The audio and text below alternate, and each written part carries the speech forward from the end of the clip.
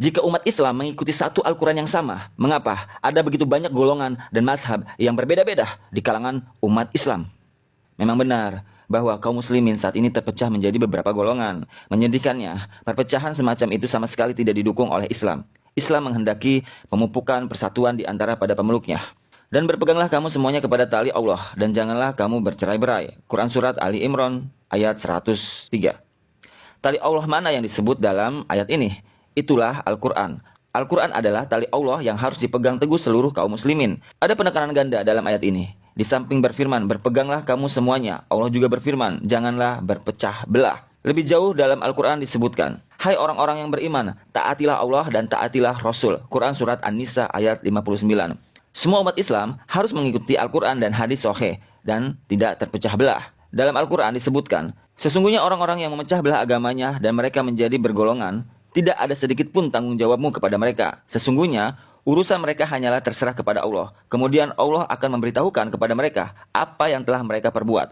Quran Surat Al-An'am ayat 159. Dalam ayat ini Allah memerintahkan agar kita melepaskan diri dari mereka yang telah memecah belah agama dan membuat golongan-golongan. Tetapi ketika ada yang bertanya kepada seorang muslim, Anda siapa? Jawabannya umum biasanya, saya Sunni atau saya Syiah. Ada pula yang menyebut dirinya Hanafi, Syafi'i, Maliki atau Hambali. Sedangkan yang lain lagi mengatakan saya Deobandi. Ada pula yang mengatakan saya Barelvi. Nabi Muhammad SAW adalah seorang muslim, bukan Hanafi, Syafi'i, Hambali atau Maliki. Bukan. Beliau seorang muslim seperti semua nabi dan rasul Allah sebelum beliau. Disebutkan dalam surah Al-Imran ayat 52 bahwa Isa alaihissalam adalah seorang muslim. Lebih jauh dalam surat yang sama ayat 67 disebutkan bahwa Ibrahim alaihissalam bukan Yahudi, bukan pula Kristen, melainkan seorang muslim. Jadi, jika ada yang mengajukan pertanyaan kepada seorang muslim atau ke lo misalnya, siapa Anda?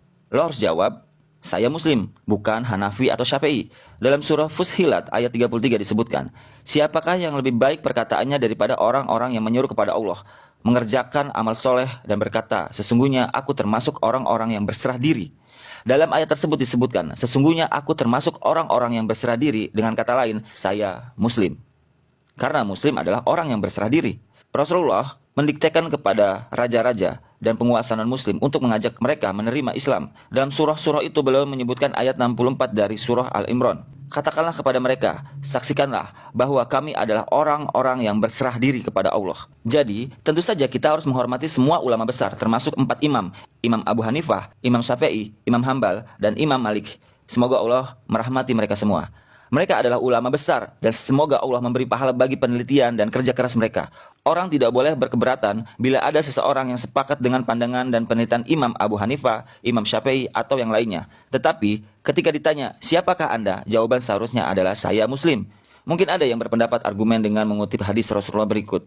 Umatku akan terpecah menjadi 73 golongan. Dalam hadis ini, Rasulullah menjelaskan kemunculan 73 golongan. Beliau tidak mengatakan bahwa kaum muslimin harus aktif membagi-bagi diri ke dalam golongan-golongan. Al-Quran melarang kita membuat golongan-golongan. Mereka yang mengikuti Al-Quran dan hadis sahih serta tidak membuat golongan-golongan adalah mereka yang berada di jalan yang lurus. Rasulullah bersabda, umatku akan terpecah menjadi 73 golongan. Semua akan ditempatkan di neraka kecuali satu. Para sahabat bertanya kepada Rasulullah, kelompok mana yang satu itu? Beliau menjawab, di mana aku dan sahabat-sahabatku berada. Al-Quran menyebutkan dalam beberapa ayat, taatlah kepada Allah dan Rasulnya. Seorang muslim sejati hanya mengikuti Al-Quran dan hadis sahih. Dia boleh menyepakati pandangan ulama yang mana saja sejauh mereka sejalan dengan ajaran Al-Quran dan hadis sahih. Jika bertentangan dengan firman Allah atau sunnah Rasulnya, pandangan-pandangan semacam itu tidak ada artinya, betapapun alimnya sang ulama. Jika semua umat Islam membaca dan paham Al-Quran serta hadis sahih, insya Allah perbedaan-perbedaan yang ada akan lenyap dan kita bisa menjadi umat yang satu. Jadi, jika ada yang bertanya kepada lo, agama lo apa? Lo jangan jawab Hanafi, Maliki, Syafi'i, atau NU, Muhammadiyah, Salafi, dan lain sebagainya. Katakan dengan tegas, aku agama Islam dan aku seorang muslim. Masuk sebuah organisasi Islam adalah hal yang baik untuk mengembangkan diri agar lebih baik lagi. Bukan berarti ketika kita masuk organisasi, kita menjadi Islam yang berbeda. Apapun organisasinya, kita tetap sama seorang muslim selama berpegang teguh kepada Al-Quran dan Sunnah. Jadi, sudahi hujat-menghujatnya dan bersatulah dalam kata Islam. Karena kita sama seorang muslim.